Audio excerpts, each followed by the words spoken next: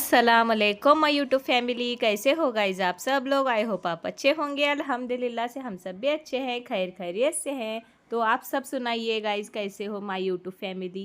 तो मैं उठ चुकी हूँ, सैरी का वक्त हो चुका है। तो हम लोग काफ़ी गर्मी हो रही थी, इसलिए हम आंगन में ही सैरी कर रहे हैं। सुबह सुबह कुछ खाया नहीं जाता है, तो हम सभी लोग चाय और गाटी सेव ही खा रहे हैं।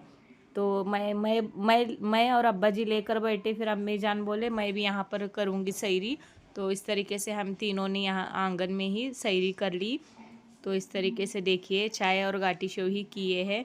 तो चपाती चाय बनाई थी मैं, खाए नहीं कोई भी, इसलिए हम लोग चाय पी रहे हैं। सासू माँ ही खाए, सासू माँ ने आधी चपाती खाई। फिर हम लोगों ने नमाज़ अदा की, मैंने फजर की। फिर मैं बच्चे लोग को उठाकर उनको भेजी नमाज को।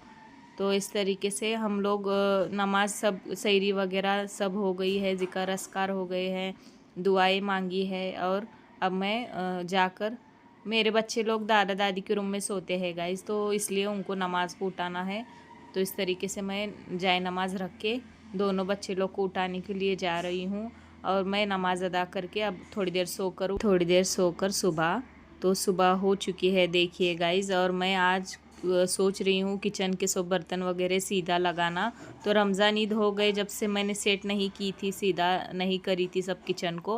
और आज महीने का राशन भी आने वाला था, तो किचन तो नीट एंड क्लीन कर ली मैंने। और जो सामान आने वाला था महीने का राशन का, वो भी भरना था मुझे, और डेरा भी वॉश करके भरना था।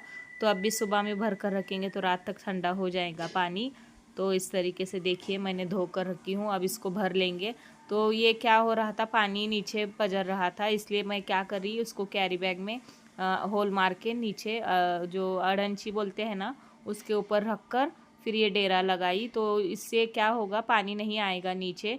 नीचे कुछ भी बर्तन रखेंगे ना हम, नीचे ही जमा हो जाएगा पानी। तो देखिए इस तरीके से मैंने कैरी बैग का जुगाड़ की हूँ, और सामान आया है माशाल्लाह अल्हम्दुलिल्लाह से। मैं जितना ख़त्म होता है उतना ही सामान मंगाती हूँ। तो देखिए सामान आ गया है। इधर साइड दोनों बच्चों की स्कूल है, तो जा रहे हैं स्कूल बच्चे। तो इब्राहिम भी रेडी हो गया है, अब्दुल रहमान की जल्दी होती है तो वो चला जाता है, और इब्राहिम भी जा रहा है गाइस स्कूल को। तो कि ये 2-3 ही दिन स्कूल है, फिर बाद में से छुट्टी लग जाएंगी बच्चे लोग को। तो इस तरीके से जा रहा है अभी, और मैं लग गई हूँ काम पे। तो इस तरीके से मुझे पूरा राशन भरना है, जहाँ के वहाँ लगाना है। तो घर पर हाउसवाइफ को बहुत काम होते हैं गाइज़। तो देखिए इस तरीके से मैं सेट कर रही हूँ। और जो ये मैं पॉलीथीन जमा करके इसके अंदर मैंने जो ऑर्गेनाइज़र बनाया है ना, कैरी बैग होल्डर, तो इस तरीके से मैं उसके अंदर हैंग करूँगी। मुझे लगते हैं गाइज़ कैरी बैग ऐसे, तो इस तरीके से इधर उधर जाते हैं तो मैं इसके अंदर ही ऑर्गेनाइज़ करके रखती हूँ। तो इस तरीके से इसका भी काम फिनिश हो गया है, और इस तरीके से किचन भी सेट हो गया है। अटकी है गाइज, इसको मैं भीगने रखूँगी तो ये कल सुबह में नाश्ते के लिए बन जाएगा, इसलिए अभी मैं इसको भीगने के लिए रख दूँगी। तो ये भीगने के लिए रख रही हूँ मैं, और टाइम बता रही हूँ। तो 11:15 हो चुके हैं, तो मेरा काम चालू हो गया है गाइज। किचन तो साफ़ हो गया है, अब झाड़ू वगैरह सब मारेंगे। और सासू माँ के बाल थोड़े बनाना था, कंघी करना था, तो उनके बाल भी बनाई हूँ मैं। तो वो इस तरीके से देखिए उनके बाल भी बन चुके हैं। और अब मुझे खाना भी बनाना है, तो आज मैं रात में नहीं, आज दोपहर में ही खाना बनाकर छोड़ दूँगी। तो बच्चे लोग और हस्बैंड जी सब खाने के लिए आते हैं दोपहर में। तो इस तरीके से मैं आज आपको गोश्त का सालन की रेसिपी बताऊँगी गाइज़। तो आसान तरीके से बनता है और बहुत मज़े का बनता है। गोश्त के सालन का रेसिपी मैं बताऊँगी। तो इस तरीके से सिंपल तरीके से मैं खोबरा और प्याज को अच्छी तरीके से तेल डाल के भूनती हूँ। लाल भुनना है हमको। गाइज मैं भून ली हूँ, 2 ही चीज़ें डाली हूँ मैं, प्याज और खोबरे से देखिए। तो अब मैं इसके अंदर क्या क्या ऐड कर रही हूँ देखिए। तो ये मसाला बना रही हूँ मैं गोश्त के सालन के लिए। तो इस तरीके से मैंने खोबरा और प्याज को भून ली हूँ, वो डाल रही हूँ। और टमाटर और अदरक कोथिंबीर की पेस्ट, सिर्फ 3 ही चीज़ें डालेंगे इसके अंदर हम। और मैं आपको घी बता रही थी गाइज़, मैंने पहले के टप में, पहले के ब्लॉग में देखा होगा आप लोगों ने, मैंने पोता पोता मंगा कर रखती थी, पर इस बार नहीं मंगा रही हूँ। क्योंकि क्या हो रहा है मेरे साथ, तो वो जो टब में गेहूँ के पोते होते हैं ना, उसमें दवाई मार कर दे रहे हैं गाइस गेहूँ को, तो वो को नहीं डालते हैं, इसलिए मैं सिंगल सिंगल ही मंगा रही हूँ, अलग अलग से ही मंगा रही हूँ खुले खुले। तो इस तरीके से मसाला तैयार हो गया है हमारा।